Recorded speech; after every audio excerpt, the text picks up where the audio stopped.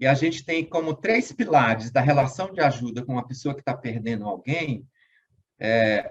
Um deles é o respeito, que você falou, é um dos pilares. O outro é a autenticidade, eu preciso ser autêntico dentro desse processo. E aí vem um terceiro pilar que não é fácil de fazer, que é a empatia. Então, esses são os três grandes pilares: respeito, autenticidade e empatia.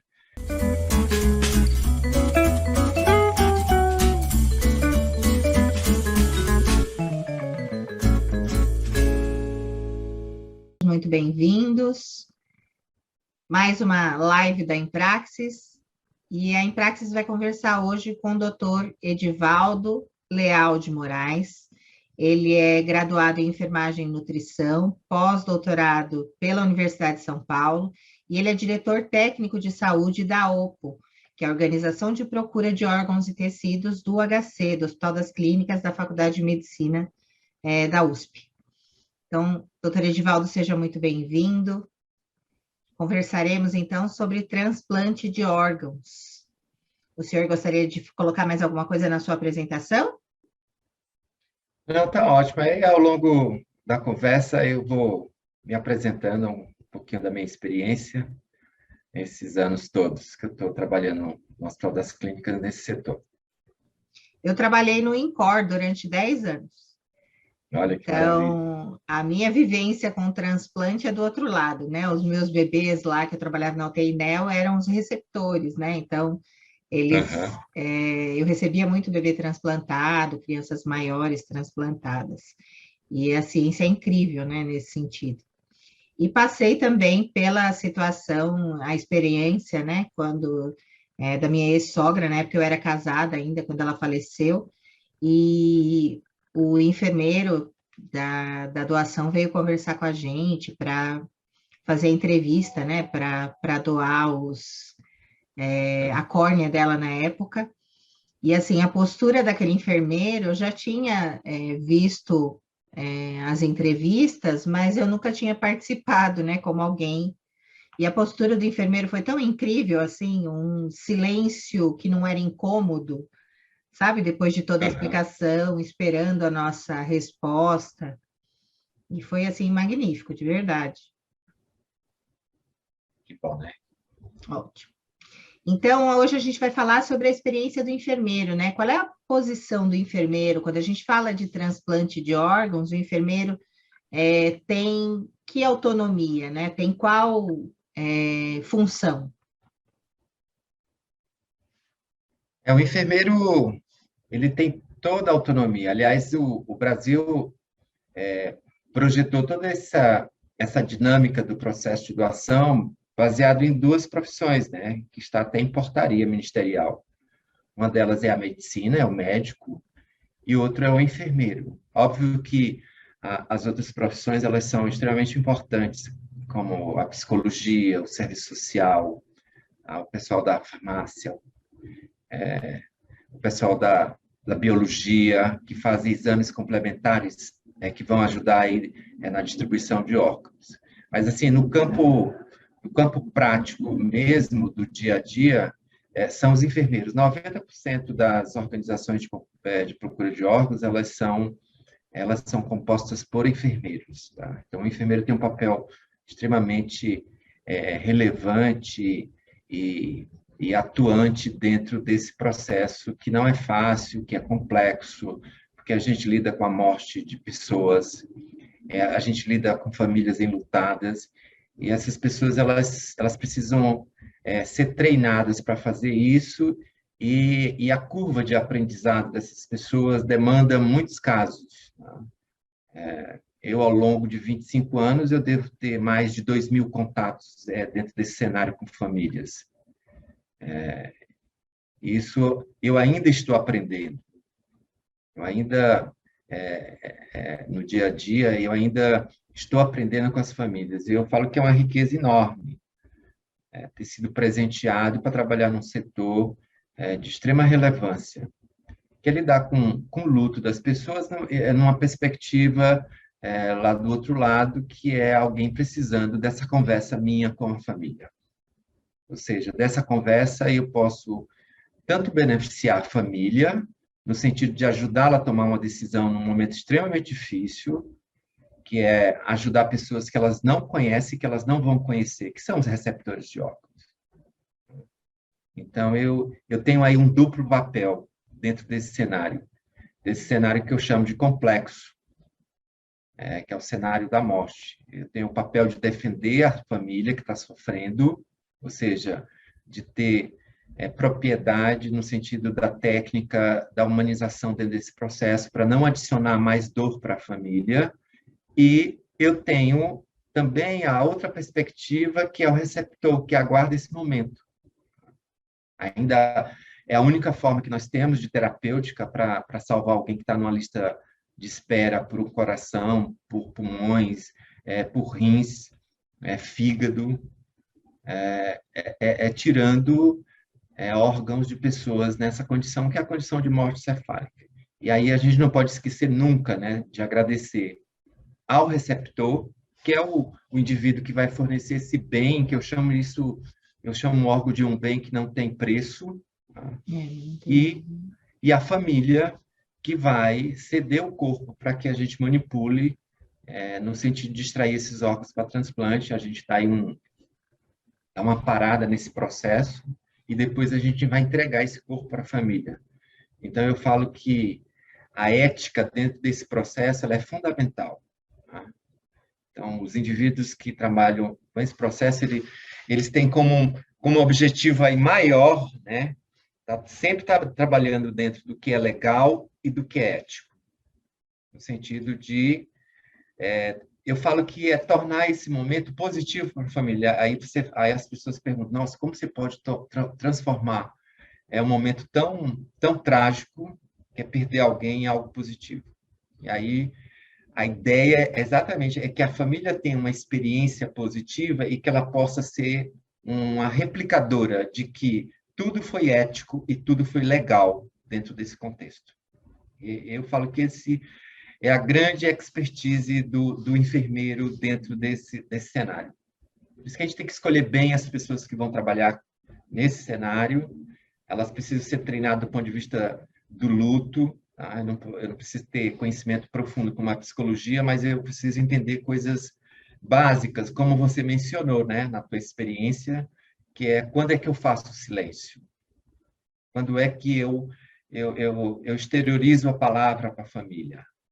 E aí existem técnicas para se fazer isso, no sentido de tornar esse ambiente mais leve para a família, para que esse processo seja um processo que traga aí um benefício. E se você olhar na literatura, se você fizer uma busca na literatura relacionando doação com processo de luto, mais de 70% das famílias, quando participam de pesquisa nesse cenário, elas falam que a doação foi positiva. Por quê? Porque ela ressignificou o processo de luto. No momento com a ajuda de outras pessoas, né? Ajuda de outras pessoas. Sim. Então, esse conceito do advogado da dupla defesa é um conceito americano, né, que a gente trouxe para o Brasil, e que eu, como sou uma das pessoas mais antigas dentro do setor, eu vou replicando esse modelo, dizendo que ele tem um papel de dupla defesa. Ele precisa defender a família, mas também ele não pode esquecer que ele precisa defender o receptor de órgãos, porque depende dele o órgão que vai para esse receptor. Eu acho que é um papel assim extremamente fundamental e bem bonito para a enfermagem. Definitivamente. Você percebe, dentro desse contexto, uma desconfiança da população em termos de doação? A gente fala tanto, né, de ética, fala o quanto esse processo como eu diria, seguro, né? E você ainda percebe uma desconfiança da população em relação a isso? Olha, hoje, depois de 25 anos atuando nessa área, quando eu comecei em 1996, existia uma desconfiança muito grande. E esse era um dos motivos para dizer não para a doação. Tá? Mas eu acho que os profissionais de saúde, eu falo médicos, enfermeiros, fisioterapeutas, psicólogos e assistentes sociais, os técnicos de enfermagem, eles estão experimentando cada vez mais o diagnóstico de morte cefálica dentro das instituições hospitalares. Tá? E isso está sendo replicado para as famílias. Então, as famílias brasileiras, elas estão cada vez mais experimentando o diagnóstico de morte encefálica. E, por experimentar esse diagnóstico, elas estão vendo que isso realmente é a morte da pessoa. Tá? E já não existe mais aquela desconfiança, como, por exemplo, vão acelerar a morte do meu familiar. Os órgãos só vão beneficiar pessoas ricas. Então, esse tipo de crença, ela tem sido desconstruída ao longo desses 25 anos. Tá? E aí, hoje, o que você percebe nas famílias, óbvio que existe a insatisfação, por quê? Porque 99% dos nossos doadores estão dentro das instituições públicas, tá? Do SUS, é onde a gente tira os doadores. Tá? E a gente percebe que existe toda uma dificuldade. O SUS é um programa extremamente bonito no Brasil, a gente tem que tirar coisas boas do SUS, tá? Mas a gente percebe uma demanda muito grande dentro dos hospitais. E a gente não tem profissionais suficientes para atender a família de forma individualizada. E aí vem os saques das pessoas. E o que a gente tenta, nesse contexto todo, estudando todo esse processo ao longo dos anos, é tentar dirimir todas essas crenças que elas são produto do desconhecimento. Tá? E eu acho que a grande ferramenta, tá, para a mudança de paradigmas, e aí eu falo que essa mudança, primeiro, tem que acontecer nos profissionais de saúde, porque eles serão o quê? Eles serão a fonte de credibilidade para as famílias que estão vivenciando esse processo. Então, o que a gente tem feito nos hospitais? Treinamento para os profissionais. Porque também os profissionais de saúde têm crenças. Tá? Existe desconfiança também do profissional de saúde que tem o desconhecimento, que não tem o conhecimento do processo, e principalmente do diagnóstico de morte encefálica, que possa acontecer coisas esdrúxulas dentro desse cenário. Sim. Então, a primeira coisa precisamos treinar os profissionais de saúde, médicos, enfermeiros, fisioterapeutas, técnicos de enfermagem, psicólogos, assistentes sociais, para que eles acreditem no diagnóstico. Uma vez que nós, profissionais, acreditamos no diagnóstico, é óbvio que as famílias vão acreditar também. Tá? Por quê? Porque nós sabemos conduzir isso de uma forma, mais uma vez, legal e ética. Tá? Hoje, o grande motivo de recusa que aparece na nossa organização de procura de órgãos do Hospital das Clínicas as famílias dizerem assim, olha, ele não queria ser doador de órgãos, ele manifestou isso em vida. E o respeito é uma forma positiva que a família tem de acatar a autonomia do sujeito em vida, de se manifestar com relação a uma temática tão séria que é dispor o seu corpo e os seus órgãos após a sua morte. Por quê? Porque as famílias estão experimentando cada vez mais o diagnóstico, elas estão discutindo isso dentro do seio familiar. E essa é uma questão extremamente importante. Tanto é que todas as campanhas do Brasil, elas são direcionadas para a discussão dentro do seio da família. Avise a sua família se você é doador. Que você quer ser doador. Exatamente. Né?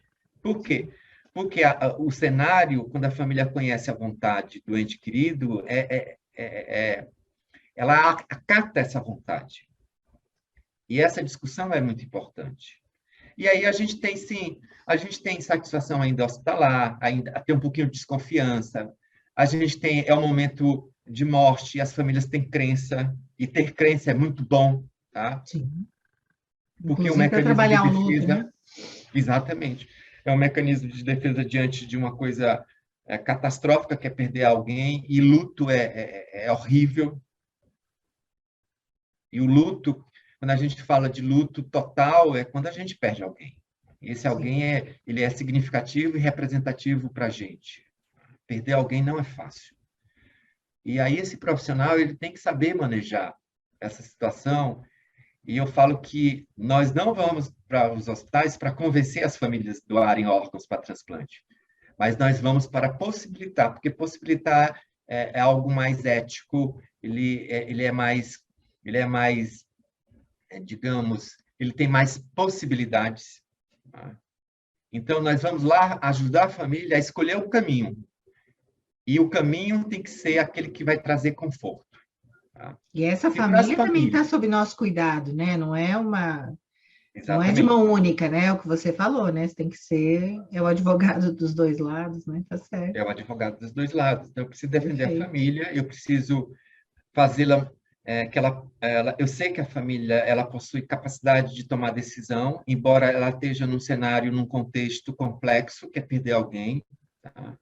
E aí uma série de emoções e sentimentos eles vão aflorar nesse momento, tá? Como, por exemplo, a raiva, a culpa, a tristeza, tá? E elas vão exteriorizar isso através do choro, ou às vezes através do silêncio. E eu preciso entender que essas reações todas das famílias, elas são reações de natureza psicofisiológica, elas são normais para quem está perdendo. Tá? Isso não é Sim. patológico. Como, por exemplo, alguém tem uma reação extrema, como, por exemplo, gritar, sair correndo dentro do hospital, se jogar no chão. Tá? E tem aquelas reações no outro extremo, que é ficar em silêncio absoluto. Então, eu preciso ser treinado para isso, para entender essas reações que são de natureza emocional, porque vem do mundo das emoções. E quando o indivíduo perde alguém, o que aflora é a emoção, a gente não é nada racional nesse momento, mas a gente é pura emoção. Não sei se você concorda. Concordo, E eu preciso definitivamente. aprender a lidar com esse mundo emocional frente à perda de alguém.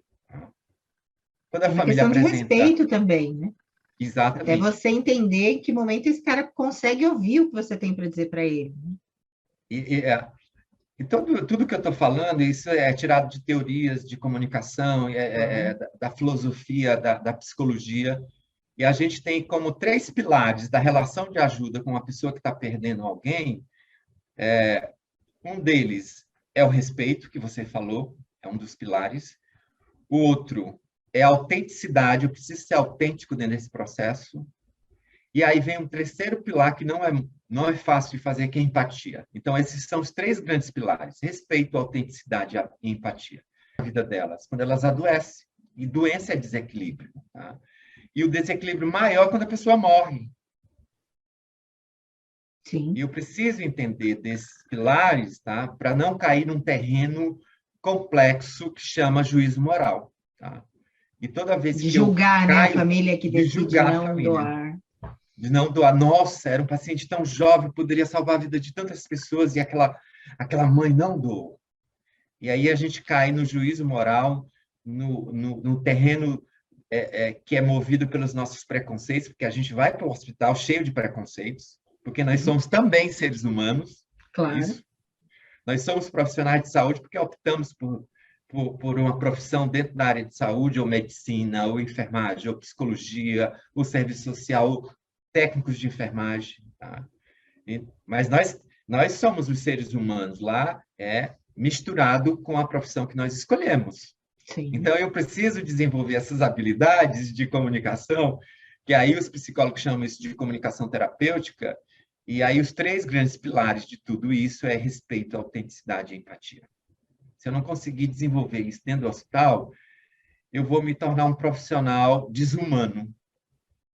E aí a minha ação vai ser iatrogênica, né? Eu vou deixar marcas Exato. nessa família, Eu deixo né? E marcas nas marcas famílias. ruins, é. Uhum. A E gente aí a sempre marca, né? experiência, Mas a gente tem que marcar de forma positiva, né? exatamente. E aí a experiência para a família fica uma experiência negativa. E aí ela replica, tá? Ela replica que a gente chama de três grandes redes de apoio da família. A primeira rede grande de apoio da família nesse contexto é a própria família, concorda? A Sim. segunda grande rede de apoio são os amigos. E a terceira rede de apoio dentro desse contexto são quem? É o meu grupo religioso. Tá? Então, a família recorre nesse momento à família, aos amigos e à fé, que é o grupo que ela faz parte. E eu não posso esquecer que essas redes de apoio, essas três grandes redes de apoio, elas precisam, muitas vezes, estar presentes nesse cenário. Porque eu vou sair do cenário depois. E quem vai ficar no cenário são as três grandes redes de apoio dessa pessoa que está enlutada e que vai ter que continuar a viver. E aí vai replicar a forma como eu atendi, como eu Exatamente, recebi, vai ser vivenciado por toda essa cadeia, né? Por toda essa. exatamente. E assim, quando eu trago para o meu cenário, eu fiz toda a minha pesquisa de mestrado, doutorado e pós-doutorado com famílias, tá? Dentro do cenário da doação, com famílias que recusavam a doação. E elas apontam coisas assim que são buracos enormes de comunicação. Tá? É a esposa que ficou na emergência, que ela queria entrar, mas o profissional de saúde não deixou porque não era o horário de entrar. É o médico que utilizou um termo extremamente técnico e que ela não conseguiu decodificar aquele termo.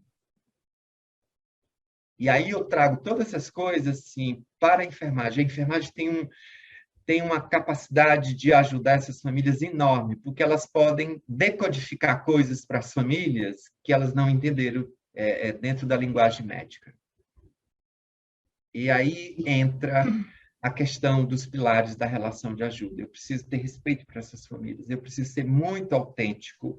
E aí, quando eu falo em autenticidade, eu preciso entender que morte encefálica é morte. Tá? E eu preciso entender que a família ela pode negar, mas eu sei, enquanto profissional, detentor do conhecimento científico, que aquela situação ela é irreversível. Então, eu não posso alimentar a esperança das famílias.